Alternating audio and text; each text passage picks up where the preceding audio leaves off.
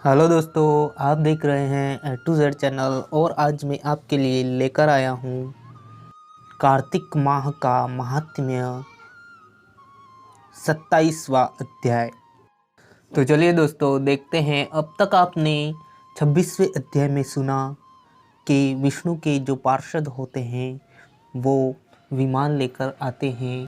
फिर ब्राह्मण देवदत्त और उनके बीच में बातें होती है। तो देवदत्त विष्णु के पार्षदों को पूछता है कि विष्णु को किस प्रकार प्रसन्न किया जाता है। तब उनके दोनों पार्षद अपने पूर्व जन्म की कथा बताते हैं। ये पूर्व जन्म में वहाँ चोल नाम का एक राज्य था, जहाँ पर चोल राजा था। वह राजा विष्णु की अनन्य उपासना करता था और वहाँ पर एक विष्णुदत्त नाम का ब्राह्मण भी था। दोनों विष्णु की उपासना करते थे।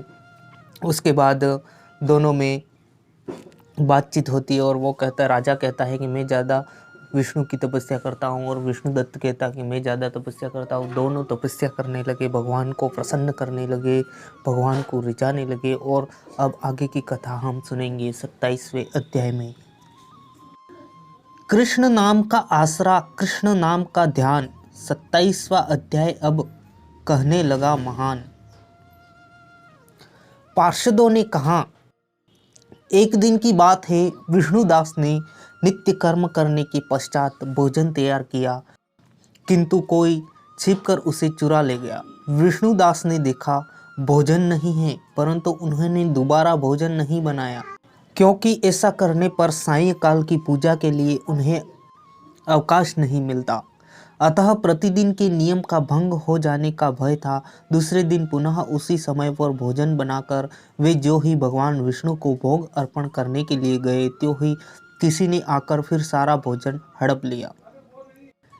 इस प्रकार 7 दिनों तक लगातार कोई उनका भोजन चुरा कर ले जाता रहा। इससे विष्णुदास को बड़ा विस्मय हुआ। वे मन ही मन इस प्रकार विचार करने लगे, अहो, कौन प्रतिदिन आकर मेरा रसोई चुरा ले जाता है। यदि दोबारा रसोई बनाकर भोजन करता हूँ तो सायंकाल की पूजा छूट जाती है। यदि रसोई बनाकर तुरंत ही भोजन कर लेना उचित हो तो मुझसे यह न होगा, क्योंकि भगवान विष्णु को सब कुछ अर्पण किए बिना कोई भी वैष्णव भोजन नहीं करता। आज उपवास करते मुझे 7 दिन हो गए। इस प्रकार मैं व्रत में कब तक स्थिर रह सकता हूँ। अच्छा, आज मैं रसोई की भली भांति रक्षा करूँगा।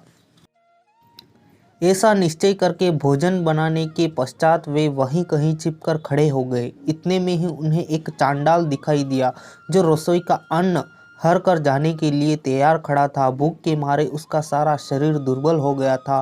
भूख पर दीनता छा रही थी। शरीर में हाड़ और चाम के सिवा कुछ शेष नहीं बचा था।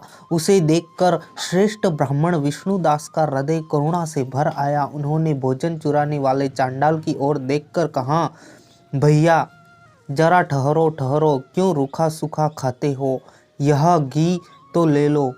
इस प्रकार कहते हुए विप्रवर विष्णुदास को आते देख वह चांडाल भय के मारे बड़े वेग से भागा और कुछ ही दूरी पर मूर्छित होकर गिर पड़ा।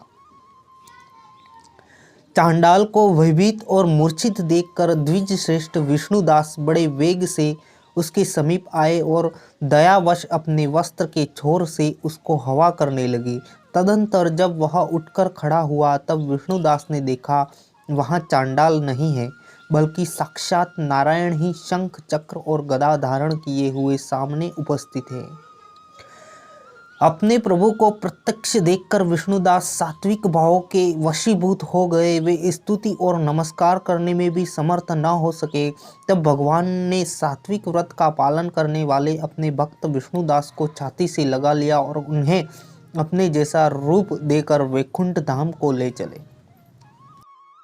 उस समय यज्ञ में दीक्षित हुए राजा चोल ने देखा विष्णुदास एक श्रेष्ठ विमान पर बैठकर भगवान विष्णु के समीप जा रहे हैं।